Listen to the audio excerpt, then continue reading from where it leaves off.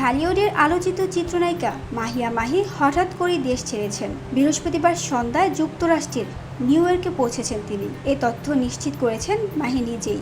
তবে এই সফরের উদ্দেশ্য এখনও স্পষ্ট নয়। সামাজিক যোগাযোগ মাধ্যমে নিউ ইয়র্কে পৌঁছে তিনি লেখেন, ঠিক আছে, ধন্যবাদ, বিদায়। পোস্ট করেন যাত্রাপথে তোলা বেশ কয়েকটি ছবিও।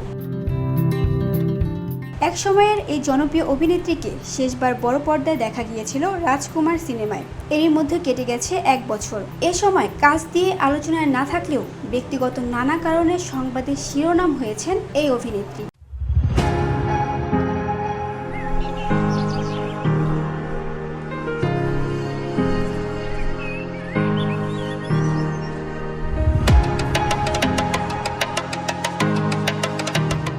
দেশ ছাড়া প্রসঙ্গে অভিনেত্রী বলেন, ভিসা পাওয়ার পর আর আসা হয়নি যুক্তরাষ্ট্রে। অবশেষে সময় করে এলাম। তবে স্থায়ীভাবে দেশ ছাড়ছেন কিনা এই প্রশ্নে মাহি জানালেন, আমার বাচ্চা দেশে আছে, কিছুদিন ঘুরে ফিরে যাব।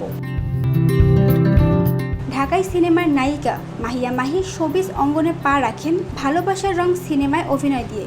এক যুগেরও বেশি সময় অভিনয় জীবনে দর্শকদের উপহার দিয়েছেন একগুচ্ছ সিনেমা। অভিনেত্রীর প্রাঞ্জল অভিনয় বরাবরই নজর কেড়েছেন সিনেমা প্রেমীদের। নিউ ইয়র্কে মাহির হঠাৎ এই উপস্থিতি আর তার পোস্ট ঘিরে তৈরি হয়েছে নানা গুঞ্জন। VOD Bangla news desk.